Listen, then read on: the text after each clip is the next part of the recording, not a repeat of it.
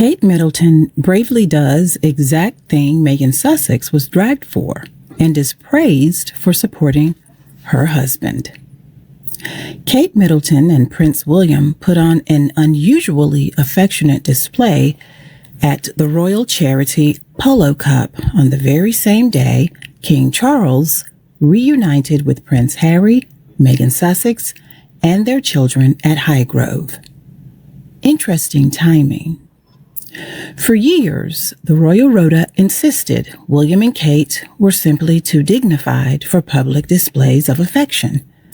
They were not cold, we were told, but suddenly, with Harry back in the country and Meghan near the British headlines, the Welleses discovered hand-holding, cheek kisses, and soft-focus romance. Funny how royal protocol always becomes flexible when the preferred couple needs good press. But hold on. We thought it was a terrible thing for a wife to attend her husband's polo match. We thought standing near the team was awkward. And correct us if we are wrong, but we thought the handing over the winning cup was somehow attention-seeking. Wasn't Meghan dragged for doing exactly that? Before anyone rewrites history, here is what The List reported on William and Kate's PDA. Quote, coincidentally, William and Catherine, Princess of Wales, were quite affectionate in front of the cameras that day. The royal couple appeared together at the Guards Polo Club, where William continued his long-standing tradition of playing in the Royal Charity Polo Cup. The couple was unusually hands-on, exchanging a kiss on the cheek and holding hands after the match. Might they have been taking advantage of the camera-free meeting between Charles and the Sussexes? Will jealousy forever divide the royal family? End quote. The coverage of Kate's polo appearance falls into two distinct camps, but neither has anything to do with left versus right politics. On one side, lifestyle and celebrity outlets such as People, Hello, Mary Claire, Vogue, Harper's Bazaar, Town and Country, and The List framed the outing as a warm comeback story. They stressed Kate's stylish return, her recovery context, and the charity haul over $1 million for a children's cancer center. Town and Country declared gingham never goes out of style. The Independent and the Evening Star reported on Kate cheering on William in the sweltering heat. Vogue noted her bracelet was handmade by Princess Charlotte. The tone was affectionate, sentimental, and deeply sympathetic. On the other side, the tabloid and drama-driven outlets such as The Sun, Page Six, The Daily Express, The New York Sun, and Radar Online leaned into royal continuity and pageantry. They foregrounded future king, family support, and even teased a mystery man. The language was polished and status conscious, using phrases like cheers on and traditional royal markers. But the framing was less about charity and more about spectacle, intrigue, and the ever-present Sussex shadow. However, what neither side covered was the double standard. When Meghan attended Harry's polo match in 2024, some outlets that now celebrate Kate's presence treated Meghan's appearance as disruptive, awkward, and desperate. The framing could not have been more different, and that is the real story. This is the real double standard. When Meghan attended Harry's polo match in 2024, she stood beside him during the trophy presentation and took part in the photo moment. The moment with Sentebale chair Sophie Chanduki became a whole storyline. Meghan was painted as awkward, controlling, disruptive, and desperate to be in the frame. Chanduki later revisited the polo moment as part of the wider Sentebale dispute, and the press used it to frame Meghan's presence as disruptive. The Sun even framed the wider event as Harry's hijacking a charity polo match for Netflix, while coverage of the presentation focused on whether Meghan had disrupted the photo call. Now Kate attends William's charity polo match, stands in the presentation space, hands over the trophy, kisses him, holds his hand, and gets a soft-focused romance edit. People framed the moment as Kate cheering on her husband and laughing off a trophy mishap. Page 6 described her as supporting William at the match. No one is asking why she was there. No one is calling her pushy. And we don't see anyone treating her presence as a threat to the integrity of polo. That is the point.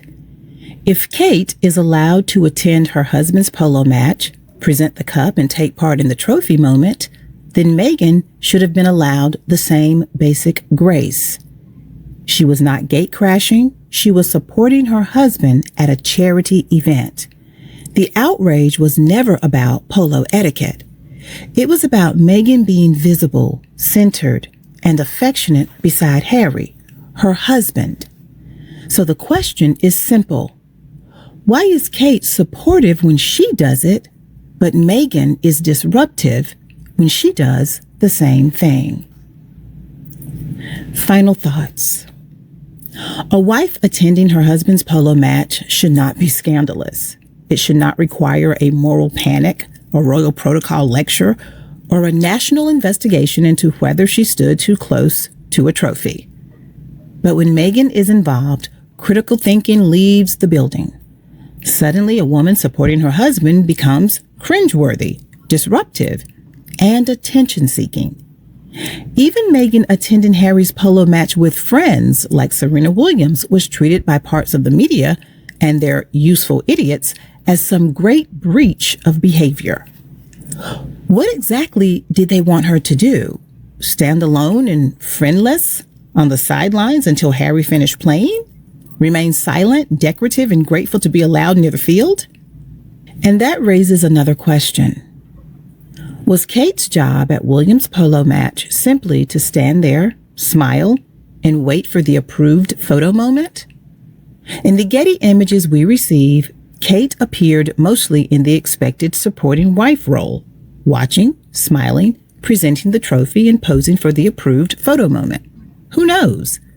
But we can safely file this under yet another example of Meghan being judged by one standard, while Kate is protected by another. Stay woke. Same afternoon, same royal family, two completely different sets of rules. On one side of England, a father who's been fighting cancer finally gets to hold his grandchildren again after years apart. On the other side, his eldest son is holding hands with his wife in front of a stadium full of cameras. And somehow that's the story the papers wanted you looking at. I'm going to walk you through exactly what happened on July 10th, 2026, why the timing of it is not an accident, and why the reaction to it proves something the squad has been saying for 2 years. There has never been one royal rulebook. There have always been two, one for the Wales, one for the Sussexes. And on this particular Thursday, the firm's PR machine put both of them side by side, in public, on the same day, without even realizing how badly it was going to expose itself. Let's get into it. Buckingham Palace confirmed it quietly, the way this family confirms anything it doesn't want examined too closely. On July 10th, King Charles and Queen Camilla welcomed Harry, Meghan, Archie and Lilibet to Highgrove House, Charles's private Gloucestershire estate, well away from London and well away from photographers. For Archie and Lilibet, this was the first time they'd seen their grandfather in person since 2022, since the Jubilee, since before the Queen died. Two young children who had effectively been frozen out of a relationship with their grandfather for the better part of 4 years, finally getting an afternoon with him. No official statement beyond the bare confirmation. No photo call. No handlers stage managing a moment for content. Just a family quietly in a garden. Reporting since has suggested Charles pushed for this himself. that a king still undergoing cancer treatment decided he wasn't willing to let more years pass without knowing his youngest grandchildren. Royal watchers have framed it as a father trying to build something back before it's too late to build it. Whatever you think of the firm as an institution, that part is human, and it's not hard to understand why he'd want it. William was not there. He and Harry, by every account still circulating, have not spoken since the Queen's funeral in 2022. That rift did not thaw for this visit, and nobody seriously expected it to. Which brings us to what William and Kate were doing instead. While Charles was quietly reconnecting with his youngest grandchildren, William was a few hours away at Guards Polo Club in Windsor, playing in his 15th Royal Charity Polo Cup. Kate was there supporting him, as she has for years. Nothing wrong with any of that on its own. Charity polo raising money for causes Kate and William back is a completely normal royal engagement. What's notable is what happened after the match. William and Kate were photographed holding hands. They shared a kiss on the cheek. Kate presented the winning trophy. It was, by the description of multiple outlets that track this couple closely, an unusually affectionate, unusually public display from two people who have built an entire brand around being the reserved, buttoned-up alternative to the Sussexes. For years, and I mean years, the accepted royal rota explanation for why William and Kate don't show physical affection in public was that they're simply more private, more dignified, more concerned with projecting stability as the future king and queen. That's the line. That's what's been fed to the public by royal correspondents who've spent a decade insisting reserve is just who they are.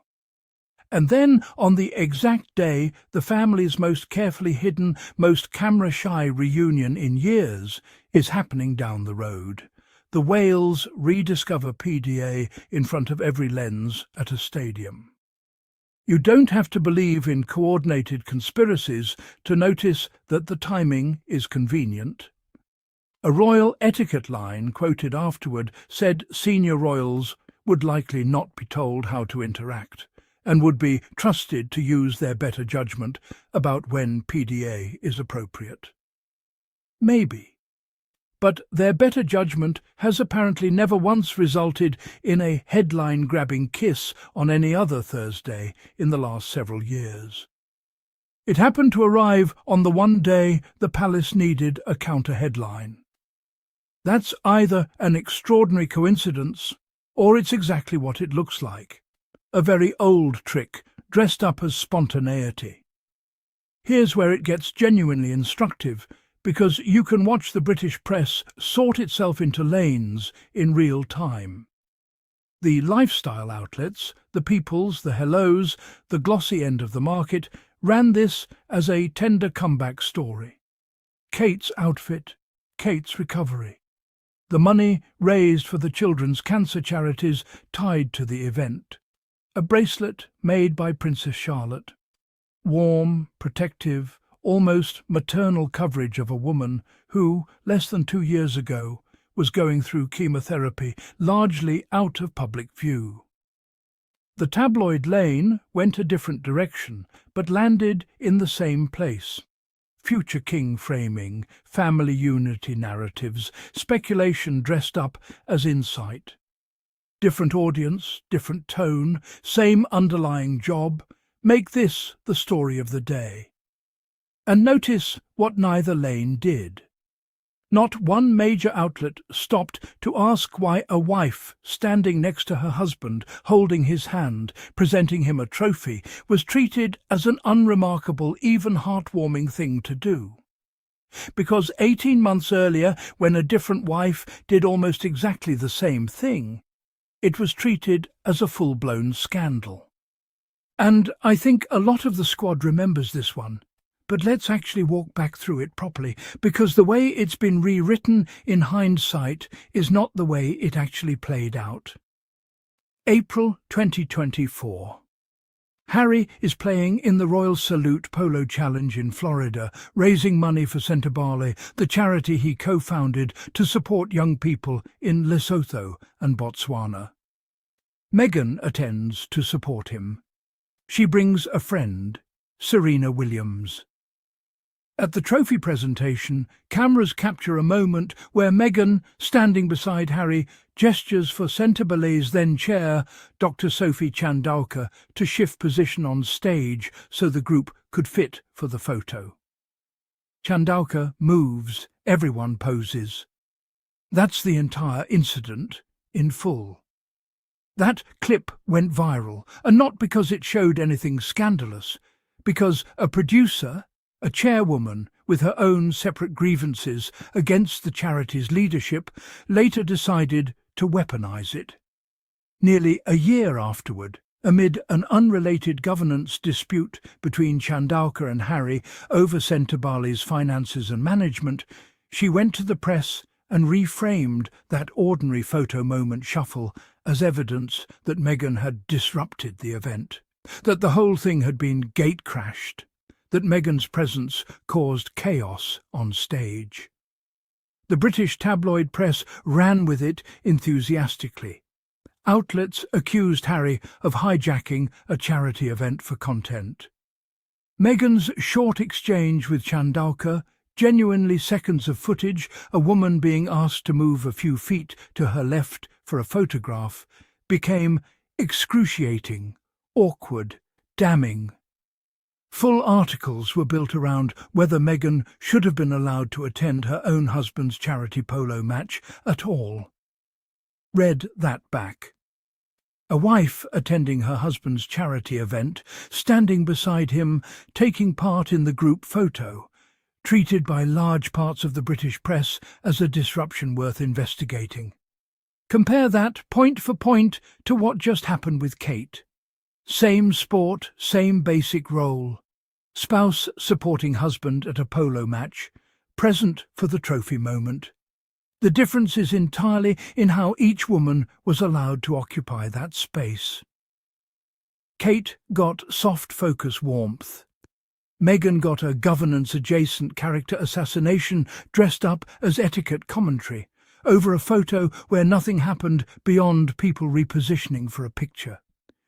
This is the pattern the squad has been documenting for 2 years now, and this is just the latest entry in the file. It isn't really about polo. It was never about polo.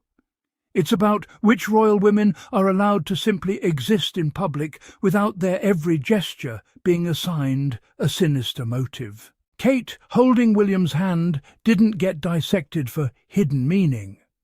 Nobody asked whether she was staging it for headlines, even though the timing genuinely does raise that question far more than anything Meghan has ever done at a polo match. Nobody called it calculated. She got to just be a supportive wife, full stop, no commentary required. Meghan doing something considerably less demonstrative, attending, supporting, briefly repositioning someone for a photograph, got run through a press machine that has spent years looking for any excuse to paint her as difficult, disruptive, or extra. The same institutional press that will spend a week writing tender copy about Kate's bracelet spent over a year keeping a completely manufactured polo drama alive as a storyline, because it fit the story they'd already decided to tell about Meghan before she ever set foot on that field. If public affection at a charity polo match is heartwarming today, it should have been heartwarming in 2024. If attending your husband's charity event is admirable now, it was admirable then. The rule book doesn't get to flip depending on whose face is in the photo. But that's exactly what happens over and over every single time this comparison presents itself, because the outrage was never really about behaviour. It was about visibility. Meghan being seen, being present, being affectionately close to Harry in public is what got punished. Not the act, the person doing it. And that's really the whole story here, isn't it? Not one particular polo match, not one particular Thursday, but a press ecosystem that has decided in advance which royal women get grace and which ones get scrutiny. Kate didn't earn her soft coverage that day any more than Meghan earned her hostile coverage in 2024. Both of them were just standing next to their husbands. The press wrote two entirely different stories anyway, because the press had already decided who the villain was going to be years before either woman set foot on a polo field. So here's the actual question worth sitting with. If a wife supporting her husband at a charity polo match is normal, and it obviously is, why did it take a king quietly reuniting with his grandchildren on the exact same day for anyone in the British press to suddenly remember that? Let me know in the comments whether you clock this split coverage in real time or whether it only jumps out laid side by side like this. And if you want more of these receipts pulled apart properly, hit subscribe, because this channel exists because the squad keeps showing up for it. See you in the next one.